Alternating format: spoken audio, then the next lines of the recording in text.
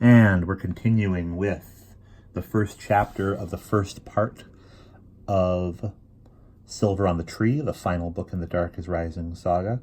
Will, Stephen, and James are all fishing on the Thames, but Will has begun to slip out of time to a place where people are running away with all of their belongings, particularly those that denote their Christianity. A trio of small boys came hurrying up to the top of the hill, dispatched by the pointing arm of the priest. Will stood up slowly, but the boys trotted past him without even a glance, ignoring him so completely that he knew he was in this past time only an observer, invisible, not able to even to be sensed. The boys paused at the edge of the copse and stood, looking out keenly across the valley. They had clearly been sent to keep watch from there. Looking at them huddled nervously together, Will let his mind dwell on hearing them, and in a moment the voices were echoing in his head. "No one coming this way, not yet. 2 hours maybe," the runner said. "I heard him talking to my father. He said there's hundreds of them, terrible rampaging along the old way. They've burned London," he said. "You could see the black smoke rising in great clouds. They cut off your ears if they catch you. The boys, the men they slit right open. And they do even worse things to the women and girls. My father knew they'd come. He said there was blood instead of rain fell in the east last month. He said, and men saw dragons flying in the sky. There's always signs like that before the heathen devils come. What's the use of burying the treasures? Nobody'll ever come back to get them. Nobody ever comes back when the devils drive them out. Maybe this time. Where are we going? Who knows? To the west." Urgent voices called the boys back. They ran. The hiding of bundles in the hole was finished, and some of the figures already scurrying down the hill. Will watched fascinated while the last men heaved over the top of the hole a great flat flint boulder, the largest he had ever seen. They fitted it neatly inside the opening like a kind of lid, then unrolled over the top of a section of grassy sod. Branches growing from surrounding bushes were tugged across the top. In a moment there was no sign of any hiding place, no scar on the hillside to show that the hasty work had ever taken place. Crying out in alarm, one of the men pointed across the valley beyond. The next hill, a thick column of smoke was rising. At once, in panic, all the group fled down the grass-skinned chalk slope, slipping and leaping, the monkish figure as hasty and helter-skelter as the rest. And Will was swept by a wave of fear so intense that it turned his stomach. For a moment he knew vividly as these fugitives the animal terror of cruel, violent death, of pain, of hurting, of hate, or of something worse than hate, a dreadful remote blackness that took joy only from destruction and tormenting of others' fear. Some terrible threat was advancing on these people, just as on those others, shadowy forms he had seen in a different, distant past a little while before. Over there in the east, the threat was once more rising, roaring down. "It's coming," Will said aloud, staring at the column of smoke, trying not to envision what might happen when its makers came over the brow of the hill. "It's coming!" James's voice said, full of a curious excitement. "No, it isn't. It's not moving at all. Are you awake? Look!" Stephen said, "What an extraordinary thing!" Their voices were above Will's head. He was lying on his back in cool grass. It was a moment before he could recollect himself and stop shaking. He heaved himself up on his elbows and saw Stephen and James standing a few paces away, their hands full of rods and fish and bait pails. They were staring at something in a kind of wary fascination. Will craned his head round to the hot humming meadow to see what held them, and he gasped as his mind was half torn open by a great wave of the same blind terror that had swamped him a moment before. A world and 10 centuries, and yet no more than a breath away. 10 yards off in the grass, a small black animal was standing motionless, facing him. A lithe, lean animal, perhaps 1.5 feet long, with a long tail and sinuous curving back. It was like a stoat or a weasel, and yet it was neither. Its sleek fur was pitch black from nose to tail. Its unwinking black eyes were fixed unmistakably on Will, and from it he felt a pulsing ferocity of viciousness and evil so strong that his mind rebelled against believing it could exist.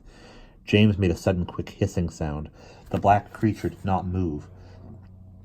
Still it stared at Will. Will sat staring back, caught up in the unreasoning shout of terror that twanged on through his brain. Out of the corner of his eye he was aware of Stephen's tall form standing at his side, very still. James said softly, "I know what it is. It's a mink. They've just started turning up round here. I saw it in the paper, like weasels, only nastier, it says. Look at those eyes." Impulsively, breaking the tension, he yelled wordlessly at the creature and slashed the grass with his fishing rod. Swiftly, but without panic, the black mink turned and slid away through the field toward the river, its long back undulating with a strange, unpleasant gliding movement, like a large snake. James bounded after it, still clasping his rod. "Be careful," Stephen called sharply. James shouted, "I won't touch it. Got my rod." He disappeared along the riverbank, past a clump of stubby willow. "I don't like this," Stephen said. "No," Will said. He shivered, looking at the place in the field where the animal had stood, staring at him with its intent black eyes. "Creepy. I don't mean just a mink, if that's what it was." There was an unfamiliar note in Stephen's voice that made Will abruptly turn his head. He moved to get to his feet, but his tall brother squatted down beside him, arms resting on knees, hands fiddling with the wire leader on a piece of fishing line. Stephen wound the line round his finger and back again, round and back again. "Will," he said, in his strange taut voice, "I've got to talk to you while James is off chasing that thing. I've been trying to get you alone ever since I came home. I hoped today only James wanted to fish." He floundered, stumbling over his words in a way that filled Will with astonishment and alarm, coming from the cool adult brother who had always been so much his symbol of everything fulfilled, complete, grown up. Then Stephen brought his hand up and stared at Will almost belligerently, and Will stared nervously back. Stephen said, "When the ship was in Jamaica last year, I sent you a big West Indian carnival head for a Christmas and birthday present put together." "Well, of course," Will said. "It's super. We were all looking at it only yesterday." James went on, ignoring him. "I got it from an old Jamaican who grabbed me one day in the street out of nowhere in the middle of Carnival. He told me my name, and he said I was to give the head to you, and when I asked how on earth he knew me, he said, 'There is a look that we old ones have. Our families have something of it too.'" "I know all about that," Will said brightly, swallowing the foreboding that hollowed his throat. "You sent a letter with the head, don't you remember?" "I remember it was a damn funny thing for a stranger to say," Stephen said. "Old ones, we old ones, with capital letters. You could hear them." "Well, not really. Surely, I mean, you said he was an old man." "Will," Stephen said, looking at him with cold blue eyes, "the day we sailed from Kingston, that old man turned up at the ship. I don't know how he talked them into it, but someone was sent to fetch me to him. He stood there on the dock with his black face and his white hair, and he looked quietly at the ratting who'd fetched me until the boy left. And then he said, 'Just one thing. Tell your brother,' he said, 'that the old ones of the Ocean Islands are ready.' Then he went away." Will said nothing. He knew there would be more. He looked at Stephen's hands. They were clenched, and one thumb was flicking automatically to and fro over its fist. "And then," Stephen said, his voice shaking a little, "we put in at Gibraltar on the way home, and I had half a day ashore, and a stranger said something to me in the street. He was standing beside me.